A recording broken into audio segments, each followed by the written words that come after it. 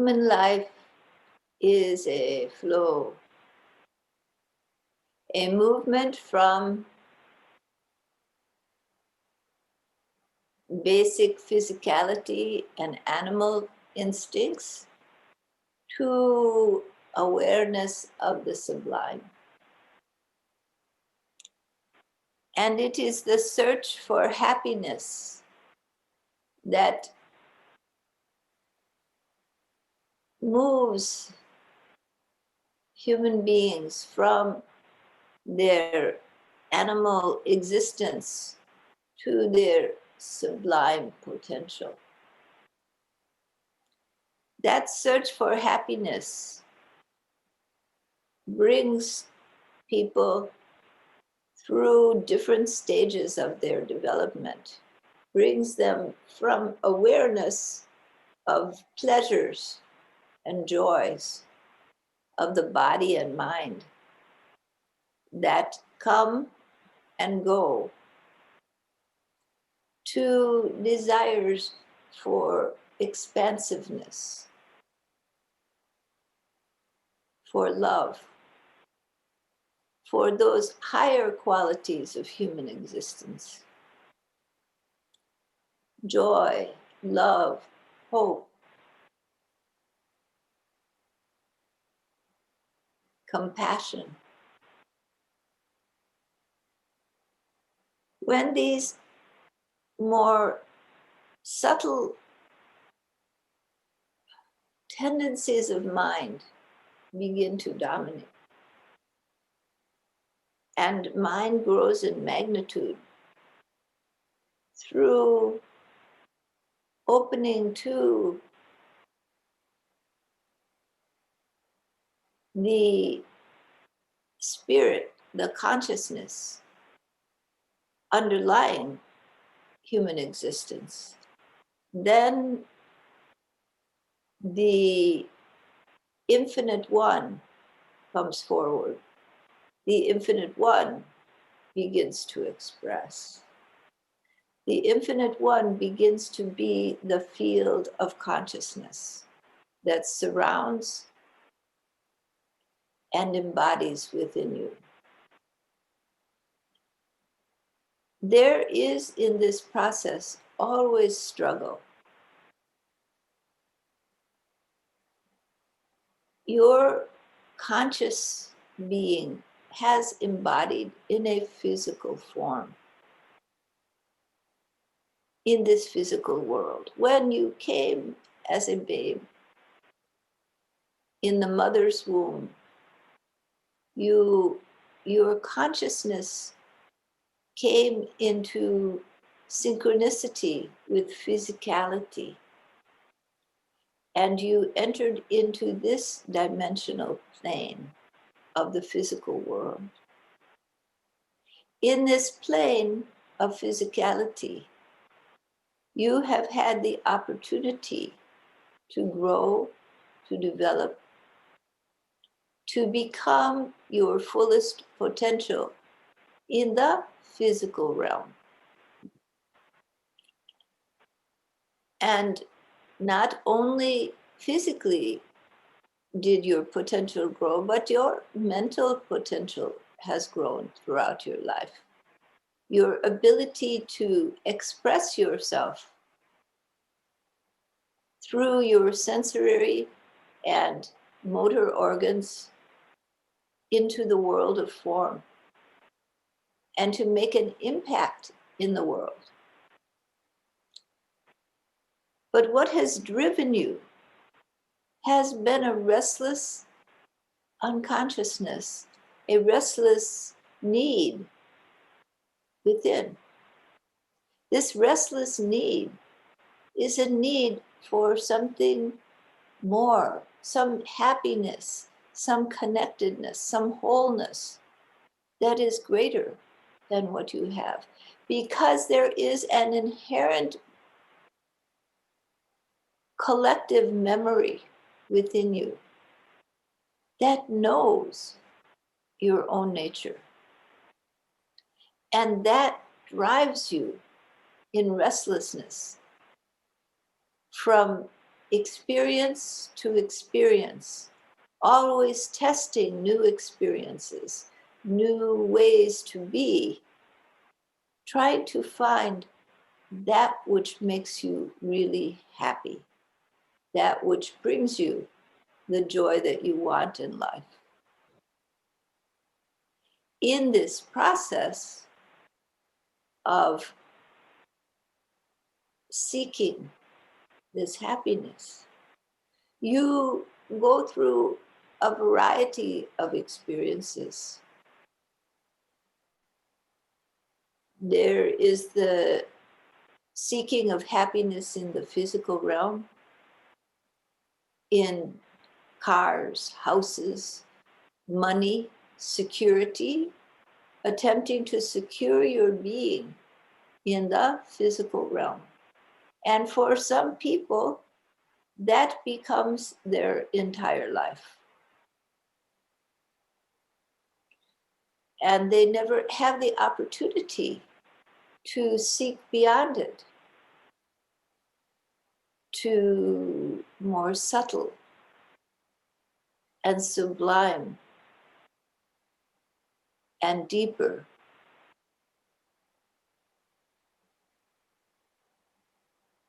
causes for happiness, connections. Because there is inherent in human beings the desire for connectedness. And even in the most simple of societies, you will see that human beings, as other animals, as all life, seeks to connect in the interwoven network of life. People seek love. They seek connection with family, with friends, with that which feels aligned with them.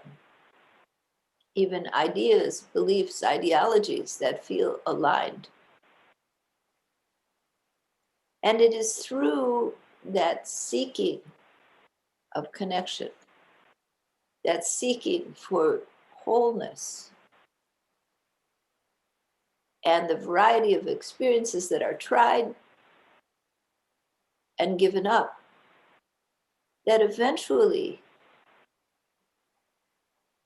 you come to a place inside of yourself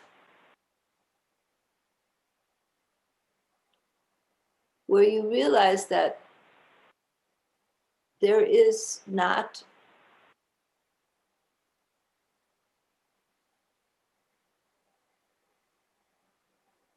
the joy you want in all that you've done. And some people are very successful in life and realize, even though they've had success, they have not achieved that deep meaning, that deep purpose, which brings real happiness. Other people have suffered a great deal, and through their own suffering have learned to care for others, to understand the pain that people have, and to move beyond themselves in service to others, ignoring their own pain in love and care for other living beings.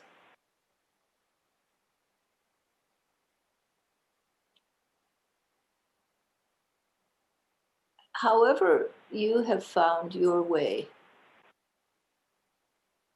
through your pain, through your accomplishments, through your relationships,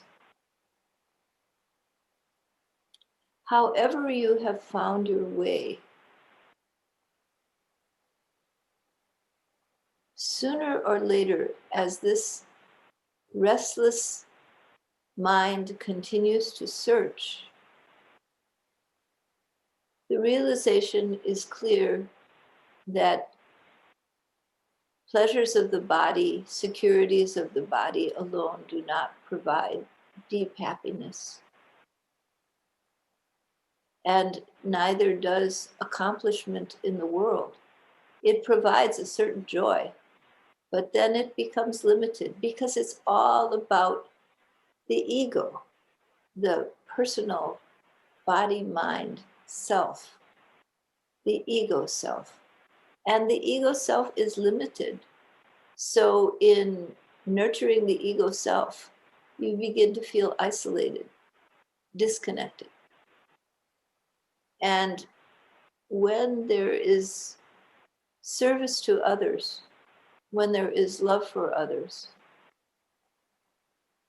when there is love for the natural world and all the living beings on this planet, then you begin to feel more of a connection.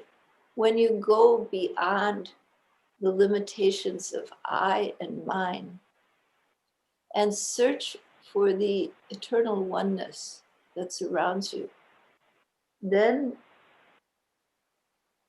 life begins to take on more meaning.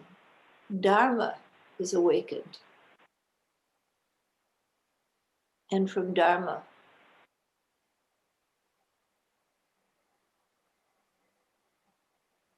the truth of your immortal self becomes revealed. This immortal self, some call God, some call Guru,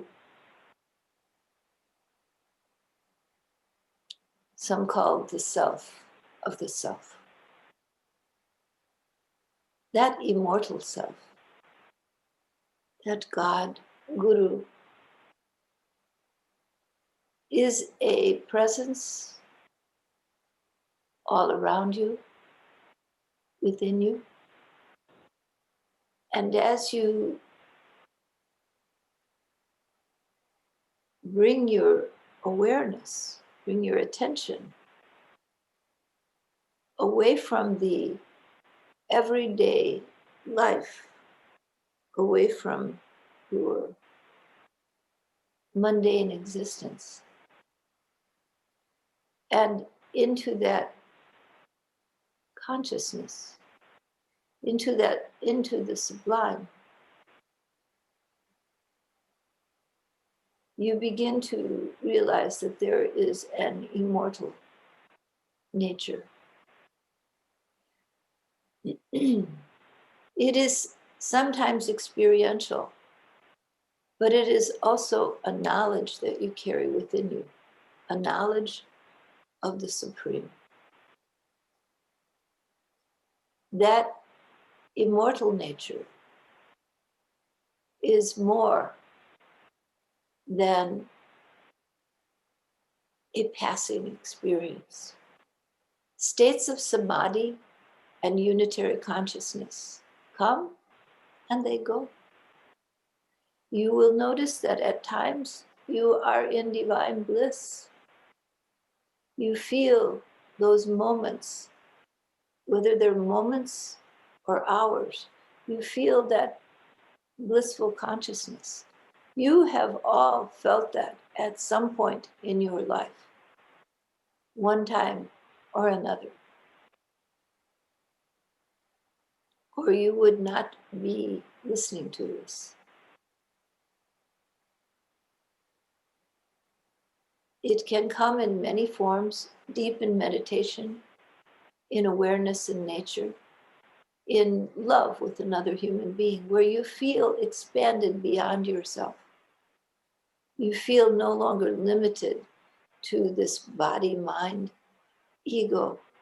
And when that experience comes of the freedom and boundlessness, the lack of limitation, the openness, the love that is free flowing, the heart expands and you feel a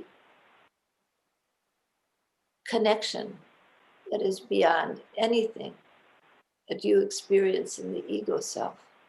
And it makes you happy. When it deepens, it becomes ananda, bliss, consciousness.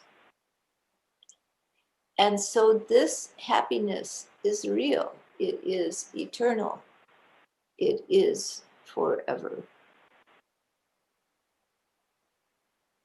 You dip into it with your awareness. But then living in a body, your awareness comes back to the body, the mind, and your daily tasks. This is the nature of human existence. Even when you dedicate yourself to long hours of meditation and you learn to regularly contact this blissful consciousness, sometimes you meditate, it doesn't come, you don't feel it, yet you do your duty, you do your meditation.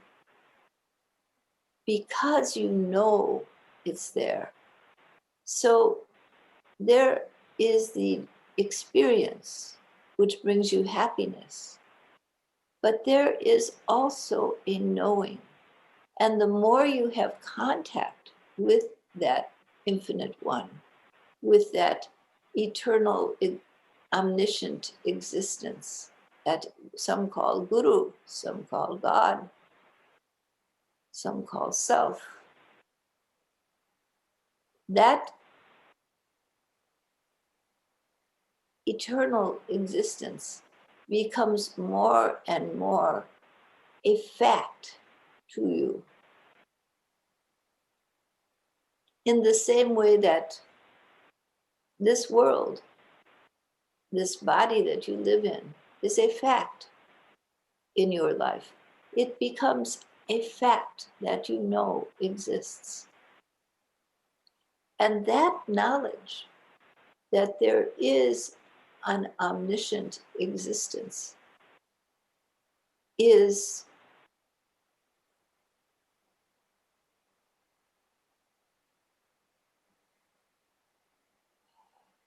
eternal. It remains with you. Even when you leave the blissful state of awareness, of consciousness, of that subtle being, that knowledge remains with you, remains in you, and that is a realization. That is not a state that comes and goes. That is a steady knowledge of the nature of reality. And the steadier that knowledge comes, the more it becomes steady in you without alteration, the deeper your realization. So that when you are engaging and talking politics or uh, this or that in your life, in your work, that you're doing, when you're interacting with others, can you maintain that realization? Can you see the God self in those you talk to? Can you hear in your own words divine being? Can you maintain your love and your awareness of infinite being while living in this world, while doing all that you do? Can that understanding become so solid in you that there is no other understanding? That you don't slip back into I and thou, but remain in knowledge of the nature of self, that your true self is one with Guru and with God. Your true self is one with the infinite. It is unchanging, undying. Physical forms come and go, but the self is eternal. It is the illusion of ego immersion in the body-mind structure that you become immersed in the belief in your separateness, because your senses tell you this body is here, everything else is outside of here. That's what your senses tell you. If you stick strictly with the senses of the physical world. But there is a sixth sense, an ability to see that that is not the true reality. That is only the reality of the physical plane, but it is not the reality of yourself. The deep immersion in samadhis in your meditation allows you to become aware of the nature of self and to the nature of Guru, the presence of Guru everywhere. Guru is not a man who lived and died in India. Guru is the self of yourself. Guru is Brahma. Guru is Vishnu. Guru is Shiva. Creation, preservation, and destruction. Guru is the self of yourself.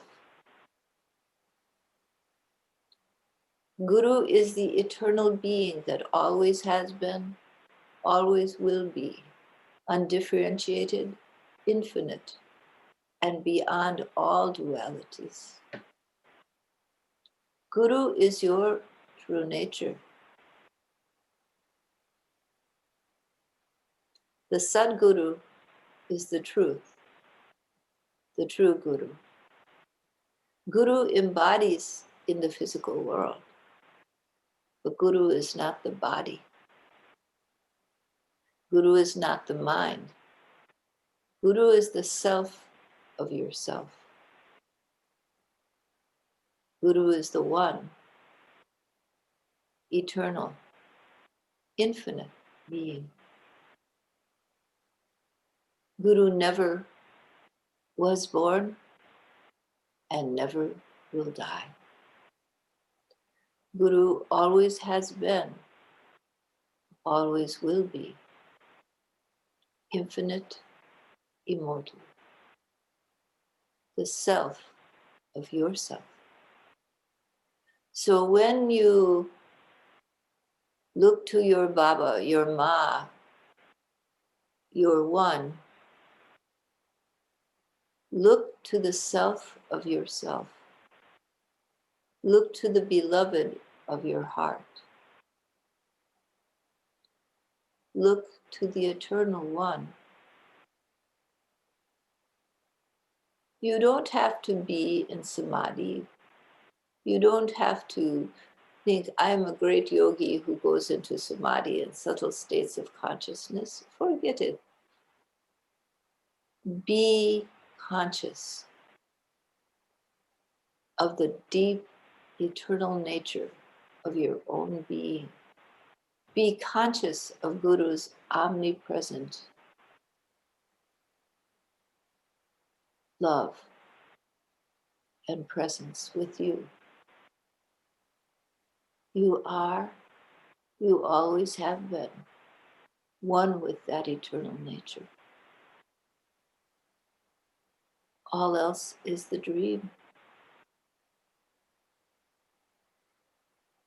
Let yourself know that which is. Let yourself know that you are one. Bring this knowledge into the forefront of your mind. Bring it into your daily life. Bring it into how you see the people around you, how you see everything that happens. There is a play going on in the world, a change, a transformation. It has dark shadows, and it has great light. And surely the light will outweigh the shadows. But both the shadows and the light are composed of the one. Let your love grow.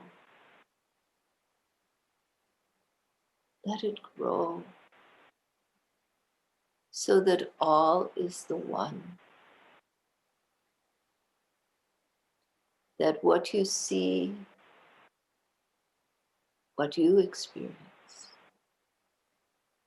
is divinity in all that you see,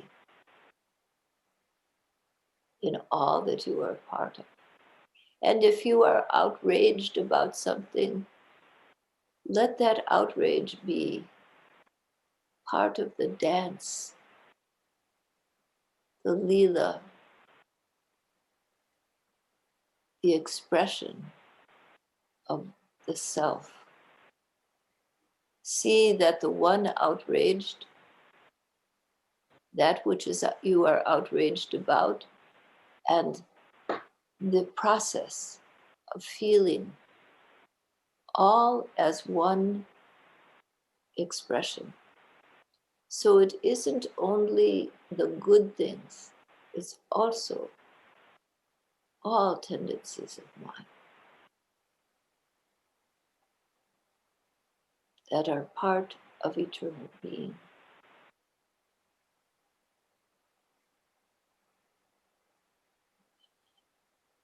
All right.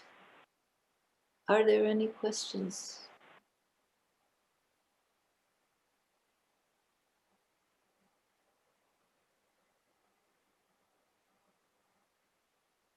None? Remember this always. Remember, even though you are not in a state of bliss and samadhi, the eternal self is always with you. Let that knowledge go deep. All right.